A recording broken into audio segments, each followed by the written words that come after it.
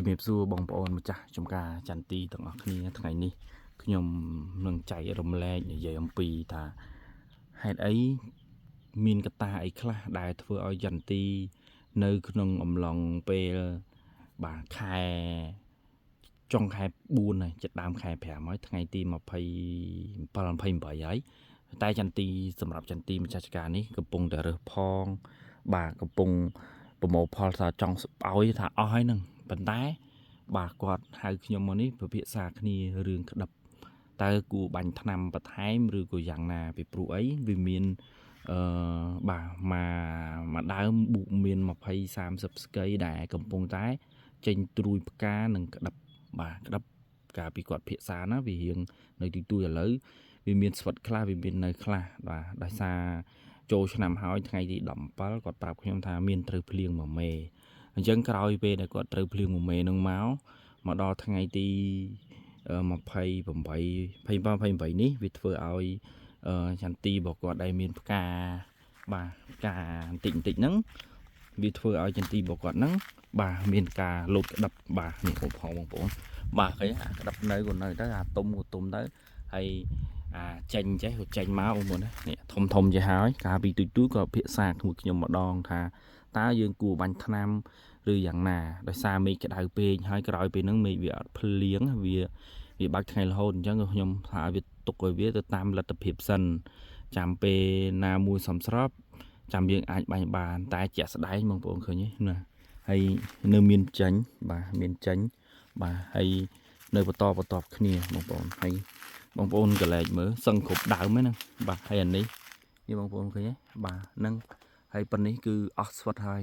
មែកណាស្វិតគឺវានៅនឹងជាស្វិតហើយអញ្ចឹងទីទៀតគឺខ្ញុំនឹងជម្រាបថាតើម្ចាស់ចការនេះគាត់ធ្វើបែបម៉េចបាទតាំងពីដាក់ម៉ាច់គឺខ្ញុំនឹងជម្រាបជូនបងប្អូនហើយហេតុអីបានវាចាំបាច់បាទនៅមានក្តឹបសឹងគ្រប់ដើមបាទហើយមួយជួរនេះគឺគាត់និយាយថា52ដើមមួយជួរហ្នឹងបាទមួយជួរ52ដើមហើយក្នុងមួយជួរគឺនេះគាត់ថ្ងៃនេះមកហេងគាត់កំពុងរើសបាទមួយជួរមួយបេ2ពេត្រូ52ដើមបាទហើយមួយបេរបស់គាត់នេះបាទចិត្តជាងបងប្អូនបេចិត្តជាងបាទមាន72 73ដល់78បាទហ្នឹងតាមម្ចាស់គាត់និយាយបាទមកជួមួយបេហ្មងបងប្អូនរងនេះមួយបេរបស់គាត់ទៅហើយរងខាងមុខនោះគឺគេដឹកទៅបាត់ហើយបាទហើយរងនៃខ្ញុំឈរនេះនោះនៅផ្អែកគល់បាទបងប្អូនឃើញខ្ញុំស៊ូមឲ្យមើលនោះបាទនៅផ្អែកគល់ហើយរងបន្ទាប់របស់គាត់នឹងមកនេះបាទនេះឃើញទេនោះដាក់ថង់បាទហើយអានោះគេសាត់ដេទុករួចអស់ហើយនេះបាទអាហ្នឹងគឺគេសាត់តែដេទុកអស់ហើយអញ្ចឹងអាហ្នឹងអ្នករើសនោះកំពុងរើសមកព្រឹករើសបានមកជួរហើយម៉ោងនេះម៉ោង2ជាងហើយគឺគេបកមកវិញបាទបានចិត្តពាក់កណ្ដាលហើយបាទបានចិត្តពាក់កណ្ដាលទៀតអញ្ចឹងអាចថាមួយថ្ងៃគេរើសបាន2ជួរបាទ2ជួរក្នុងម្នាក់អ្នកឯងប្រកែរើសបាន170ទៅ200គីឡូអ្នកខ្លះក៏130 140ទៅតាមកម្លាំងទៅតាមទឹកដៃបាទឬទៅតាមថានៅមានកម្លាំងរើសបាទហើយចំពោះចន្ទទីនេះបងប្អូននៅឃើញក្តឹបនេះវាអាចនឹងឆ្លងកាត់ផុតស្វិតហើយបងប្អូនប៉ុណ្ណេះហើយបាទបើអាណាស្វិតវាត្រូវស្វិតហើយអាណានៅចាញ់អញ្ចឹងបងប្អូនឃើញវាអត់ទាន់ធំយើងមើលអត់ទាន់ឃើញប៉ុន្តែវាអាចទប់ទល់អាកាសធាតុបានអត់ដឹងទេបាទវាព្រោះអីវាក្តៅពេកវាចូលចុងខែ5លើហើយបាទវាចូលម៉ៃ27 28ខែ4ហើយបាទហើយនេះ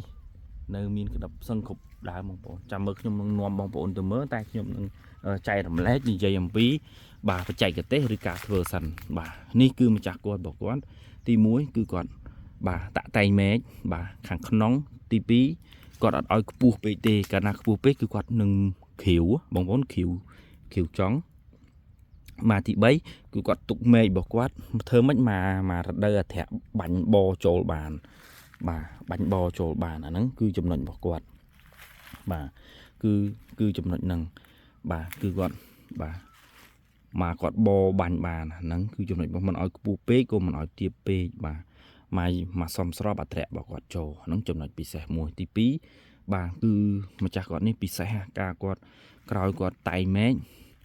រួចគឺគាត់ចាប់ផ្ដើមទី1បាញ់ថ្នាំប្រព័ន្ធរឹសទី2 គឺបាញ់ថ្នាំជំងឺបាទទី3បាញ់ថ្នាំសត្វល្អិតដើម្បីរក្សាមែកបាទពពួកជំងឺចន្ទីមានផ្ទុះសបកហ៊ីជ័រហ្នឹងគឺម្ចាស់នេះធ្វើស្អាតហ่าបងប្អូនអត់ឲ្យចន្ទីរបស់គាត់នេះអត់មានងាប់ដើមទេបាទគឺគាត់ធ្វើស្អាតណាស់បាទហើយចំណុចពិសេសរបស់គាត់ឲ្យគាត់និយាយនេះគឺពាក់ព័ន្ធទៅនឹងជីបំពន់បាទជីបំពន់បាទគឺគាត់បែងចែកចេញជា2ដំណាក់កាលទី1ដំណាក់កាលបាទសរីរាង្គទី2ដំណាក់កាលគីមីអញ្ចឹងក៏គាត់ធ្លាប់និយាយឲ្យបើបងប្អូនចង់ចំណេញដាក់គីមីសរីរាង្គនៅយកសរីរាង្គយើងបូកជាមួយនឹងគីមីមកបាទយើងដាក់ក្នុងខែ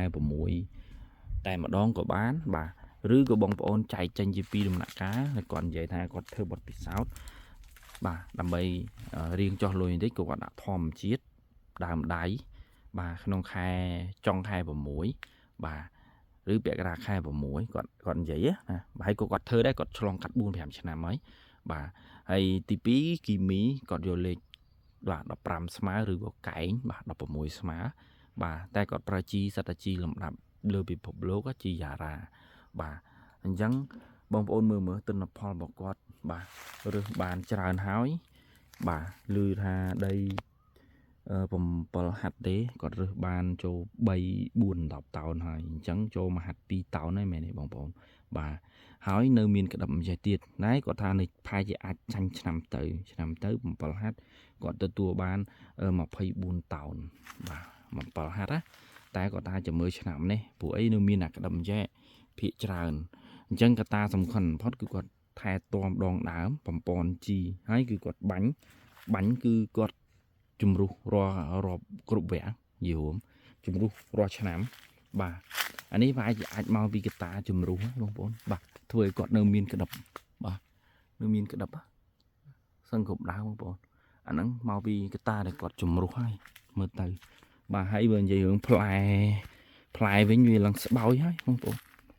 បើនិយាយរឿងផ្លែស្បោយហើយបងប្អូនអាចមើលបានបាទវាគាត់ថាស្បោយហើយបាទក្នុងមួយថ្ងៃគាត់រើសបាន1តោនកន្លះទៅ2តោនបាទក្នុងដី7ហាត់ណាបាទរើសគ្នា5-10នាក់ស្មើបាទ5-10នាក់ស្មើបាទ1តោនកន្លះទៅ2តោនបាទនៅពេលនេះស្បោយហើយចន្ទីរបស់គាត់បងប្អូនដូចខ្ញុំនិយាយចឹងនៅមានក្តាប់បាទនៅមានក្តាប់សឹងគ្រប់ដើមបាទនេះបាទបងប្អូនមើលបាទស្កៃខាងនេះក៏ធ្វើគាត់មានក្តាប់អានេះជាចំណុចមួយដែលយើងគួររៀនសូត្រតាមហើយបើសាច់បងប្អូនមើលនេះបាទប៉ុន្តែគ្រាន់តែចម្លែកតែឆ្នាំនេះក្របរបស់គាត់អត់សូវធំទេបាទបងប្អូន M23 គេដែរដែលសារក្របរបស់គាត់បាទដូចឃើញហ្នឹងបាទអត់សូវធំទេដោយសារកត្តារបស់គាត់ផ្លែច្រើនពេកបងប្អូន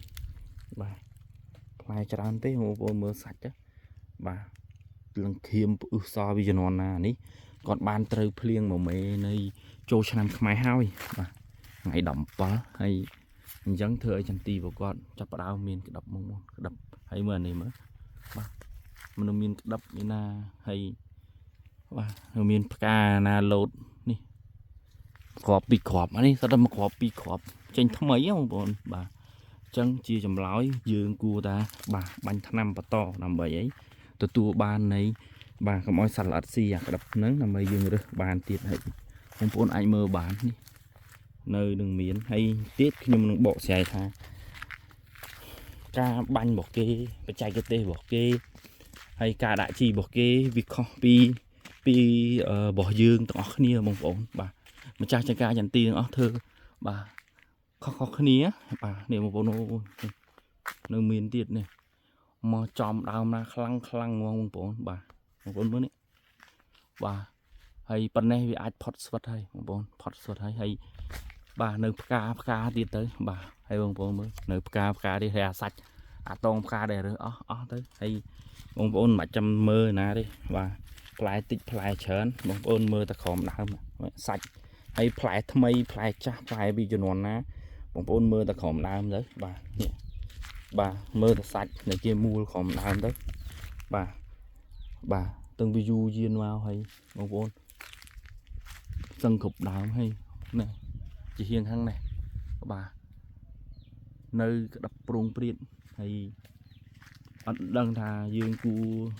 បញ្យល់ប្រាប់បងប្អូនថាម៉េចជំនឿរបស់គាត់ទី1គាត់គិតតារឿងទី1បាញ់ថ្នាំខាងលើផងទី2ដាក់ជីបាទហើយចន្ទីរបស់គាត់ធំបាទគាត់ថាមក10ឆ្នាំហើយបាទបងប្អូនមើលដើមបាទហើយស្មៅក៏ចាប់ផ្ដើមខៀវដែរហើយអញ្ចឹងការចែករំលែកចូលរួមរបស់ខ្ញុំគឺមានប៉ុណ្ណឹងបងប្អូនព្រោះអីក្តាប់នៅដើមណាក៏ដូចដើមណាដែរបាទវាគឺសឹងមានគ្រប់ដើមបាទគាត់ដើមខ្លះមានតិចដើមខ្លះវាមានច្រើនភាគច្រើននៅចំហៀងដែលអត់សូវត្រូវថ្ងៃបាទចំហៀងដែលអត់សូវត្រូវថ្ងៃគឺមានក្តាប់ច្រើនជាងបាទហើយមានទួយផ្កាទួយក្តាប់ចឹងអានេះជាចំណុចមួយខ្ញុំពិបាកនឹងនិយាយបាទចំពោះអ្នកបកបាទអ្នកអីអ្នក